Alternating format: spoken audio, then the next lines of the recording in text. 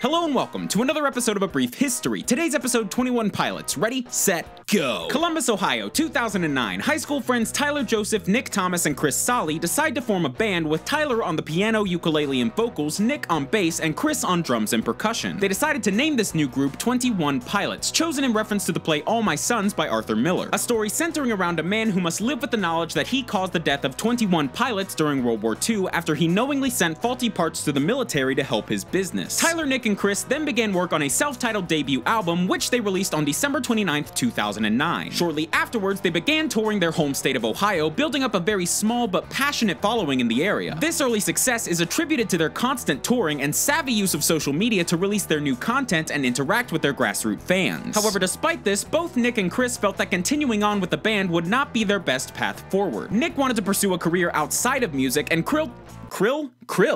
Like the fish thing that, Nick wanted to pursue a career outside of music, and Chris felt that his responsibilities and financial obligations could not allow him to continue working with the band. And in mid-2011, both amicably left the band, with drummer Josh Dunn, who Tyler saw playing live with the band House of Heroes, being recruited as a replacement for Chris. That's a little bit of an oversimplification, but we've got more important stuff to worry about. And it was during this period that the newly formed pair found the sound that would define 21 Pilots. A unique mix of analog piano, synthesizers, bass, and drums, all under their poetic lyrics that switch between Tyler's falsetto singing voice, spoken word sections reminiscent of rap, and occasional screams.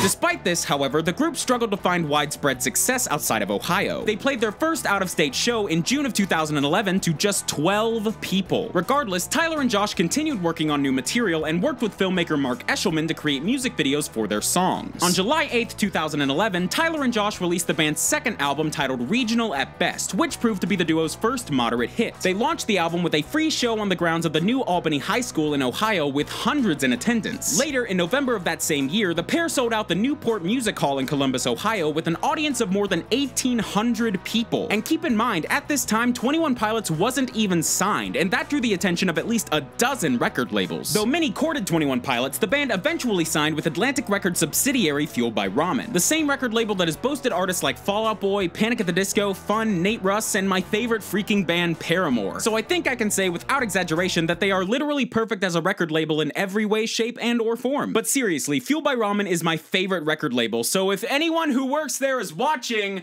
I love you, and please don't sue me, please. Okay, thank you. Around this time, Tyler and Josh began working with producer Greg Wells on Vessel, their first feature-length studio album to be released on a record label. The album was recorded at Rocket Carousel Studios in Los Angeles, with Tyler on piano, keyboards, vocals, and ukulele, and Josh on drums and percussion, although Greg Wells also provided some additional keyboards and synths. Vessel was released on January 8, 2013, and featured several songs that were previously featured on an EP titled 3 Songs. I'm gonna guess that that album had 5 songs. I bet money on it. Vessel was the biggest success for the band yet, reaching number 21 on the Billboard 200 and selling over 569,000 copies as of July 2016. The release of Vessel and its accompanying singles and music videos proved to be a turning point for 21 Pilots, who began touring internationally and having their songs played on the radio. Well, at least that's what I assume. I didn't hear any of them because somebody stole my car radio and now I just sit in silence.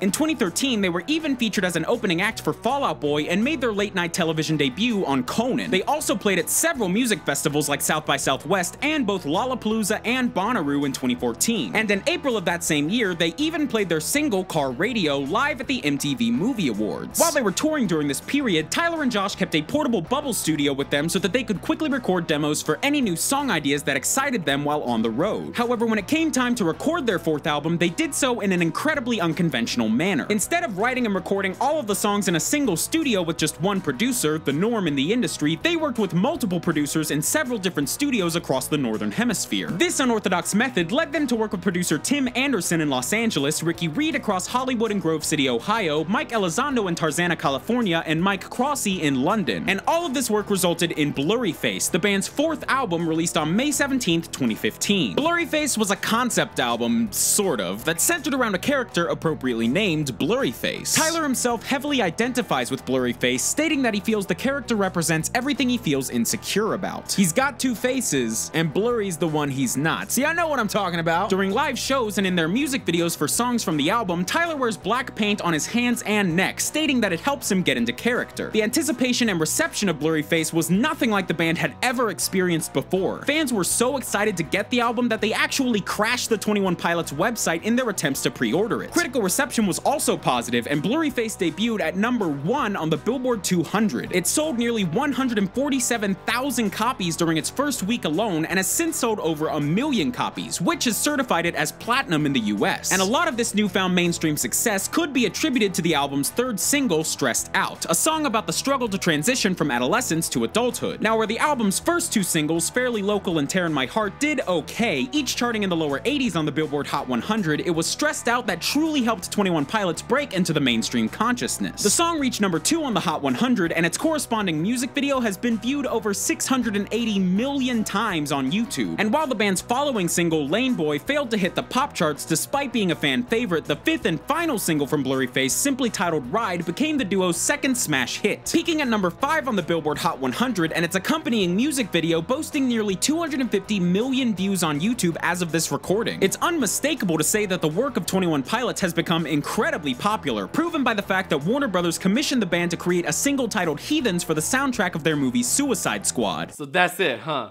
We some kind of Suicide Squad? Heathens peaked at #2 on the Hot 100, surpassing Ride, which has since dropped to #16 and matching the previous success of Stressed Out, which not surprisingly was still on the charts when Heathens peaked, sitting at #38 during the week of October 1st before officially falling off the Hot 100. And beyond all of that, 21 Pilots are only the third rock band in history after the Beatles and Elvis Presley to have two singles simultaneously in the Billboard Hot 100's top 5. And much like the former of those two classic acts, it's incredibly difficult to categorize 21 Pilots. On the whole, you could probably describe them as somewhat of an alternative hip-hop group, but by adding in elements of rock, pop, indie, electronic, reggae, and spoken word, all pushed through a mix of synthesizers, acoustic drums, and some of the most introspective lyrics in modern pop music, the duo have carved out a sound and arguably even a genre all their own, which is impressive enough in its own right, but for the band that I just described to have found this massive level of mainstream success in a pop world where maybe only 3 genres can find chart success anymore is another thing entirely. Now, whether or not 21 Pilots can keep this momentum up is yet to be seen. I mean, the last Fueled by Ramen artist to hit the mainstream, Fun, went on hiatus only a couple years after breaking through. And considering how quickly things can change in the pop world, any artist that doesn't exactly fit the current mold kinda lives in danger of falling by the wayside pretty quickly. I mean, has Gautier been in the charts since 2012? Unfortunately not. But this is all just in terms of pop success. Even if their next record fails to hit the charts entirely, I have a hard time believing that 21 Pilots would just call it quits, as pop success never really seemed to be a big priority for them. Now, I could be wrong about that, but that's at least the kind of impression the band gives off. 21 Pilots just aren't the kind of band you would expect to be tearing up the charts, and yet here they are. As inexplicable on paper as a rap musical about Alexander Hamilton, and yet just as inevitable in hindsight. And even though it's tough to predict where a band may go in the future, it's easy to see that 21 Pilots have already made an incredible impact on the pop music scene. The kind that could lead to a long, prosperous, and incredible career, and I for one cannot wait to see where these guys go next.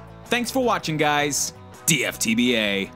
Hey guys, thank you so much for watching my 21 Pilots video. I hope you liked it, and if you would like to see more of Brief History, you can check out my last episode all about Ninja Sex Party. They're some of my favorite people on the internet. They helped me make this video, and I think it turned out really great, so you can check it out if you want. And speaking of some of my favorite people on the internet, if you want to see some more content related to 21 Pilots, you can check out Tessa Violet's cover of their song Polarize. She's been one of my favorite vloggers on this website since I started watching YouTube in 2010, and now she's one of my favorite musicians on the website, and she's been so nice to me in the few times that I've gotten to interact with her, so I just wanted to give her a little bit of a shout out. So if you want, you can check out her cover of Polarize or some of her other music. She's got a new EP out. So yeah, check out the last Brief History, check out Tessa Violet if you want, and until next time, I'll say it again, guys, thanks for watching, and DFTBA.